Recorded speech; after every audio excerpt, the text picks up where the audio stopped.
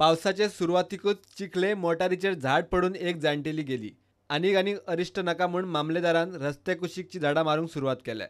पयले झाड मारले. Already identified 20 trees which were most vulnerable. So out of these 20 trees, this is the one we found which is very vulnerable and could collapse at any time. So we have taken this as the first. So remaining other trees we will be getting order within 3-4 days. थळावे आनी एक्टिविस्टांनी highway ऑथॉरिटीचेर fog काडलो.